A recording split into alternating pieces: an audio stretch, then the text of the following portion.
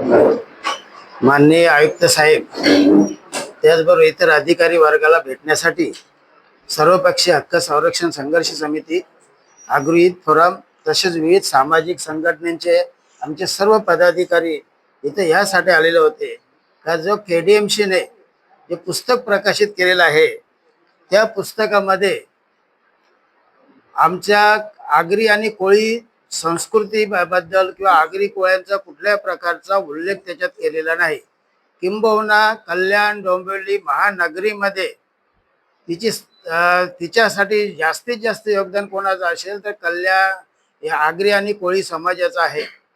सर्व ही जी जमीन आहे ही जमीन आगरी कोळी समाजाने दिलेली आहे। आगरी कोळी समाजाने प्रत्येक कामासाठी आरक्षण टाकले त्यांना सुद्धा रस्ते रुंदीकरण असो, रेल्वेचा प्रश्न असो, आपण स्वतः भूमिहीन झाले पण त्यांनी जमिनी दिल्या, परंतु त्याचा अजिबात उल्लेख झाला नाही।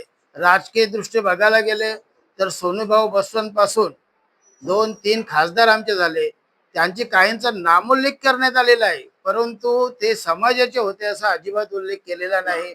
त्या दृष्टीने आम्ही आता सुद्धा आमचे अनेक आमदार झालेले आहेत, त्यांचा संपूर्ण उल्लेख याच्यात केलेला आहे। तुम्हाला याची कॉपी आम्ही देऊ।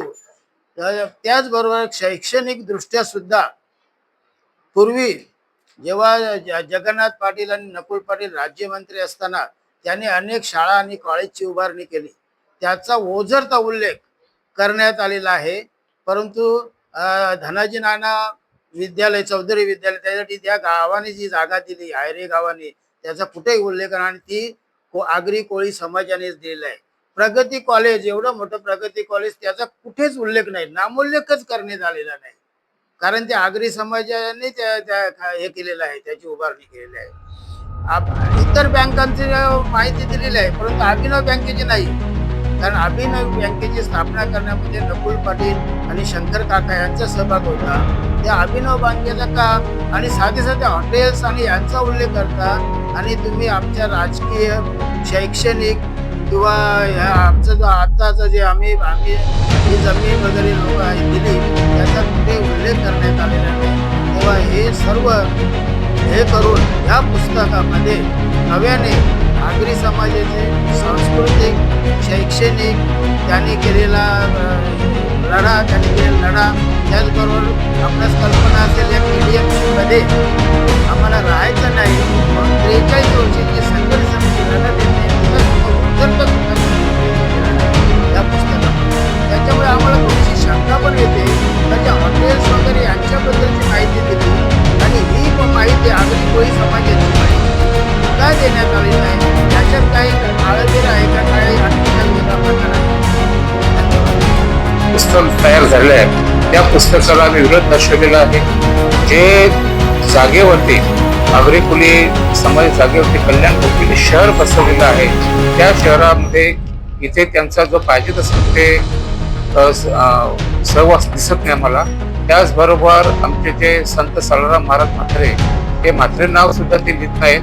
तर हा जो असणारा जो संपादक आहे, त्या संपादकाला ही माहिती कोणी दिली, कशी दिली, त्याला माहित तरी आहे का? आज संपूर्ण या शहरामध्ये जागा, जमिनी, रस्ते, पाणी सगळी हे जागा इथे स्थानिक भूमिपुत्रांची आहे आणि त्या स्थानिक भूमिपुत्र आज तिथे या जागेवर जे मंत्री झाले त्यांचे विल्हेवाट लावण्यात किंवा कचरा डेपो असेल, सगळं असेल, हे आमच्या लोकांच्या जागेमध्ये किती त्रास होत असतो। पण अशा वेळेला जाणून आगरी कोळी समाजावरती कोणीतरी नाम केलेलं दिसत नाही। आम्ही त्याचा तीव्र टीका करतो आणि ज्यामध्ये या लोकांनी याच्यामध्ये अधिकाऱ्यांनी याच्यामध्ये सहभाग नोंदवला, त्या अधिकाऱ्यावरती नुसते आपले माफी मागितली म्हणून असं ते चालणार नाही, ते त्यांच्यावर कारवाई झाली पाहिजे की भविष्यामध्ये या स्थानिक भूमीवर असलेल्या आगरी कोळ्यांवरती हे संपूर्ण उल्लेख तिथे व्यवस्थित झाला पाहिजे आणि कोणीही या बाबतीमध्ये चुकीचं भविष्यात मार्गदर्शन करता कामा नये।